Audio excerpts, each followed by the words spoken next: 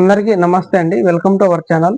ఈరోజు మనం ఈ యొక్క వీడియోలో ఆంధ్రప్రదేశ్లో పింఛన్లపై కొన్ని ముఖ్యమైన అప్డేట్లు అయితే రావడం జరిగాయి. ఆ అప్డేట్లను తెలుసుకోవాలంటే మీరు దయచేసి ఈ వీడియోని ఎక్కడ స్కిప్ చేయకుండా చివరి వరకు చూస్తే మీకు క్లారిటీగా అర్థమవుతుంది. ఆగస్టు 1వ తేదీన కొత్త పింఛన్లపై కొన్ని ముఖ్యమైన అప్డేట్ అయితే రావడం జరిగాయి.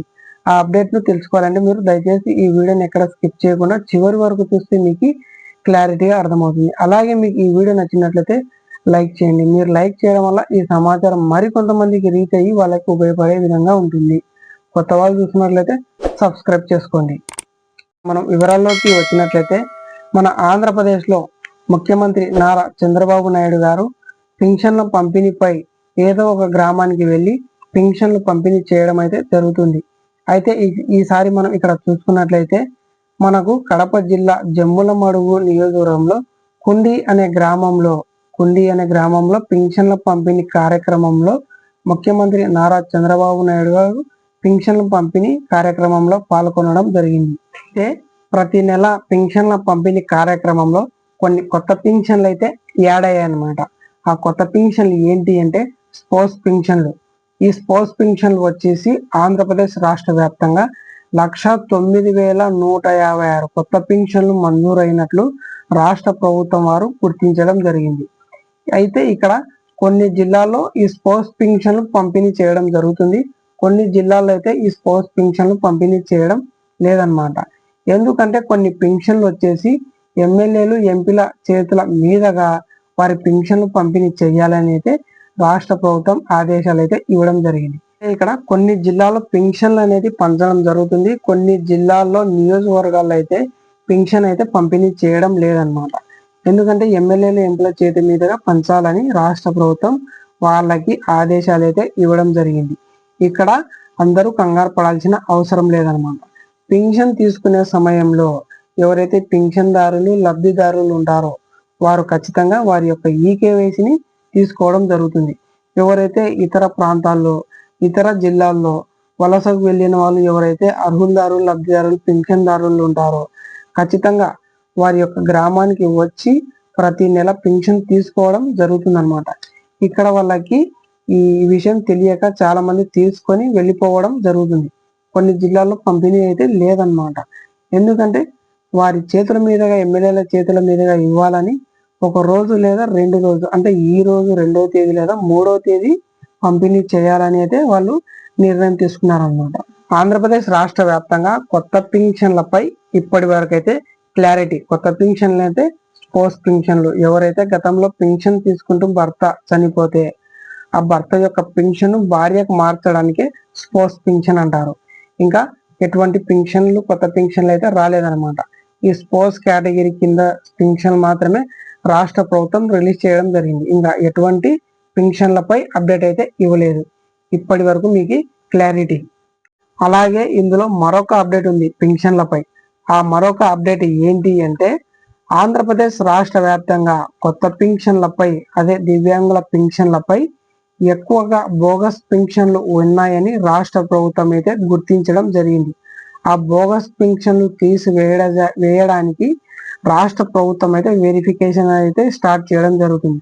గత 6 నెలల నుంచి ఈ వెరిఫికేషన్ అయితే స్టార్ట్ చేయడం జరిగింది. అలాగే చాలా మంది అయితే కామెంట్స్ లో అయితే అడగడం జరుగుతుంది. అన్న మాకి సదరన్ సర్టిఫికేట్ లో ఇంత పర్సెంటేజ్ ఉంది, మాకు ఇంకా పెన్షన్ రాలేదు అన్న, మేము కొత్త పెన్షన్ కి అప్లై చేసాం కానీ ఇంతవరకు అయితే మేము పెన్షన్ డబ్బులు అయితే తీసుకోవడం లేదు. ఒక విషయం మీరు ఇక్కడ తెలుసుకోవాల్సింది ఏంటి అంటే దివ్యాంగుల పెన్షన్లపై ఆంధ్రప్రదేశ్ రాష్ట్ర వ్యాప్తంగా పెన్షన్ల వెరిఫికేషన్ అయితే స్టార్ట్ చేయడం జరిగింది. ఆ పెన్షన్ వెరిఫికేషన్ లో బోగస్ పెన్షన్లు ఎక్కువగా ఉన్నాయని రాష్ట్ర ప్రభుత్వం గుర్తించి ఎవరైతే అర్హులదారులు లబ్ధిదారులు నిజంగా ఉన్నారో వారికి పింఛన్లు అందించాలని రాష్ట్ర ప్రభుత్వం యొక్క ఉద్దేశం అన్నమాట. ఎవరైతే అనర్హులుగా ఉండి పింఛన్ లబ్ధి పొందుతున్నట్లయితే వారి పింఛన్ను గుర్తించి వారి యొక్క పింఛన్ ఐడి పింఛన్ను రద్దు చేయడం లేదా తీసివేయడం జరుగుతుంది. ఈ పింఛన్ల వెరిఫికేషన్ చేస్తున్నప్పుడు మనకి కొత్త పింఛన్లు ఏ విధంగా మంజూరు చేస్తారు ఒకసారి మీరే ఆలోచించాలి. అయితే ఇక్కడ నోటీస్ వచ్చిన తర్వాత చాలా మంది అయితే పెన్షన్ వెరిఫికేషన్ అయితే వెళ్ళలేదన్నమాట. ఎందుకంటే ఇతర కారణాల చేత అంటే ఆ ఊర్లో ఉండక లేదా ఇతర జిల్లాల్లో ఉండి లేదా వలస వెళ్ళినప్పుడు ఈ పెన్షన్ వెరిఫికేషన్ అయితే వెళ్ళలేదు చాలా మంది. మీరు ఖచ్చితంగా వెళ్ళాలి. మీరు వెళ్తేనే కదా మీ యొక్క పెన్షన్ మంచి పెన్షనా, మీరు నిజంగా అర్హులదారులా, లేదా మీ యొక్క పెన్షన్ బోగస్ పెన్షన్ అనేది మీకు క్లారిటీ వస్తుంది అక్కడ. ఒకవేళ మీరు నిజంగా అనర్హులుగా ఉండి పెన్షన్ లబ్ధి పొందుతున్నట్లయితే మీది యొక్క పెన్షన్ వచ్చేసి బోగస్ పెన్షన్ అనమాట. వెళ్ళకపోతే మీది బోగస్ పెన్షన్ గా గుర్తించడం జరుగుతుంది. ఎవరైతే పెన్షన్ వెరిఫికేషన్ కి వెళ్ళలేదో వారికి వారి యొక్క పెన్షన్ ఈ నెల అయితే హోల్డ్ పెట్టడం జరుగుతుంది. ఎందుకంటే వారి వెరిఫికేషన్ వెళ్ళలేదు కాబట్టి వారి యొక్క పెన్షన్ అనేది హోల్డ్ పెట్టవచ్చు.